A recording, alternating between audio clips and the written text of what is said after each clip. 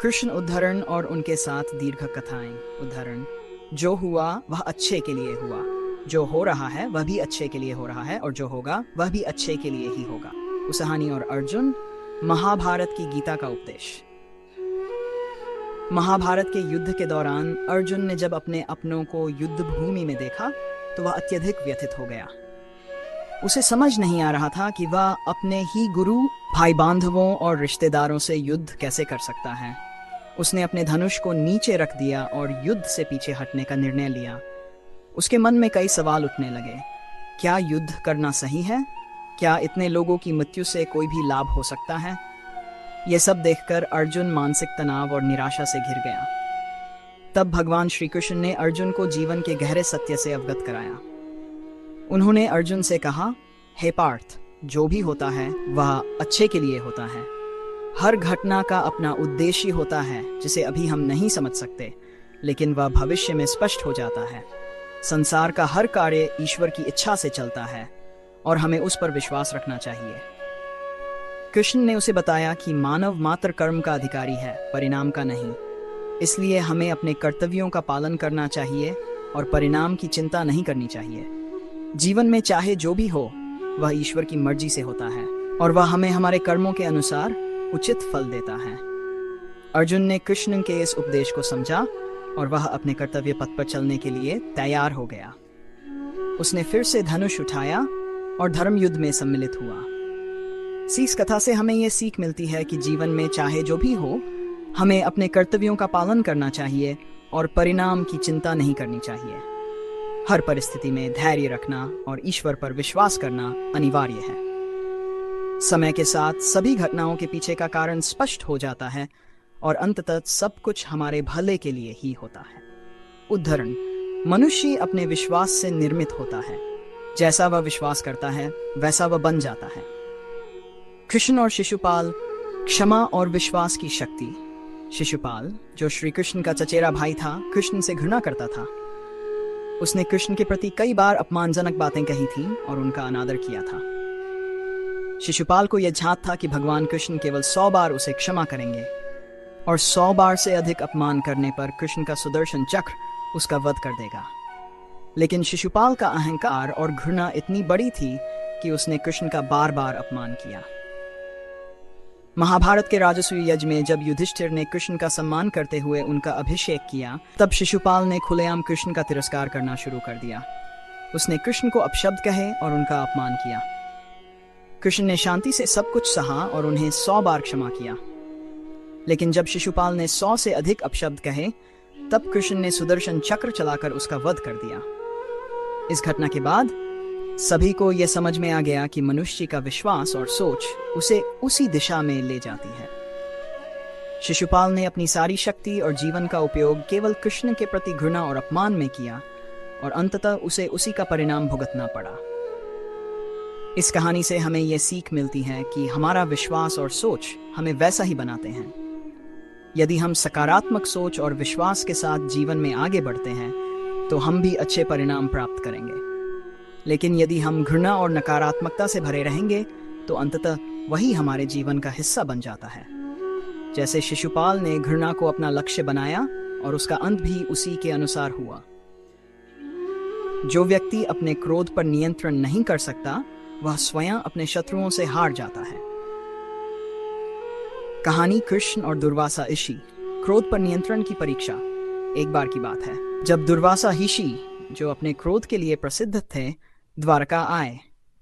कृष्ण और रानी रुक्मिणी ने ऋषि का स्वागत सत्कार किया और उन्हें भोजन के लिए आमंत्रित किया। दुर्वासा ऋषि ने भोजन के लिए कुछ अनोखी शर्तें रखीं। उन्होंने कहा कि कृष्ण और रुक्मिणी उनके साथ भोजन करेंगे, लेकिन वे उन्हें एक विशेष ढंग से भोजन कराना चाहते थे। उन्होंने रुक्मिणी को आदेश दिया कि वह खड़ी रहें और श्री कृष्ण के शरीर पर घी डालें, जबकि कृष्ण को जमीन पर बैठकर भोजन करना होगा। रुक्मिणी इस विचित्र मांग से आश्चर्यचकित थीं, लेकिन उन्होंने बिना किसी आपत्ति के इसे स्वीकार कर लिया। जब रुक्मिणी घी डालने लगी तो दुर्वासा ऋषि ने अचानक अपने क्रोध को प्रकट किया और कहा कि घी पर्याप्त नहीं है।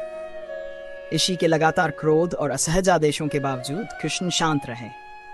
उन्होंने बिना किसी शिकायत के ऋषि की सभी शर्तों का पालन किया।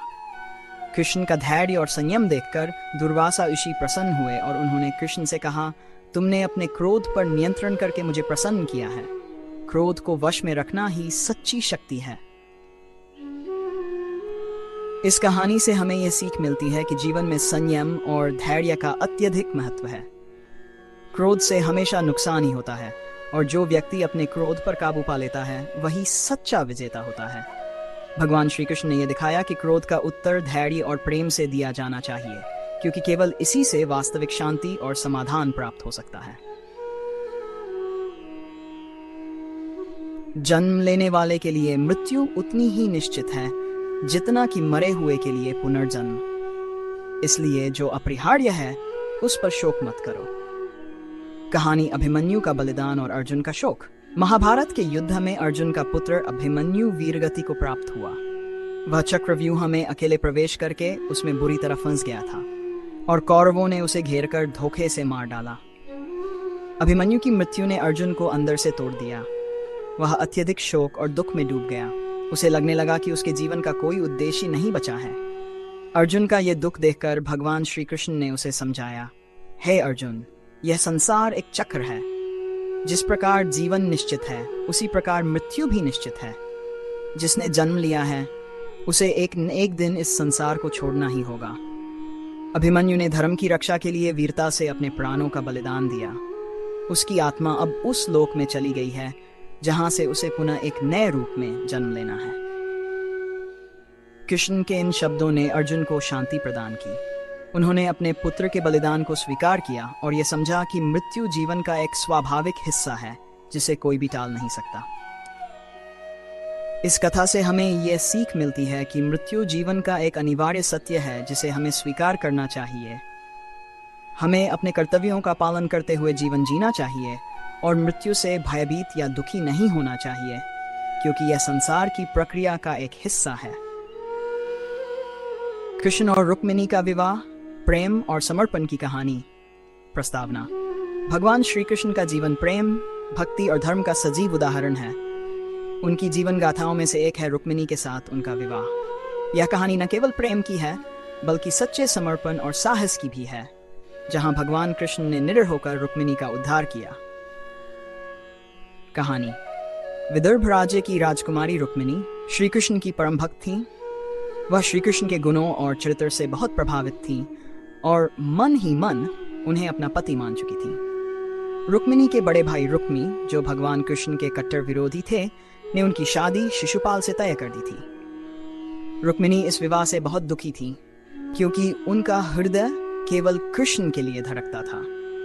रुक्मिणी ने एक पत्र लिखकर अपने प्रेम और भक्ति की अभिव्यक्ति श्री कृष्ण तक पहुंचाने का निश्चय किया। उन्होंने अपने विश्वस्त सेवक को भेजकर वह पत्र कृष्ण तक पहुंचाया। पत्र में रुक्मिणी ने लिखा, हे प्रभु, मेरे हृदय में सदा से आपके प्रति प्रेम और समर्पण है।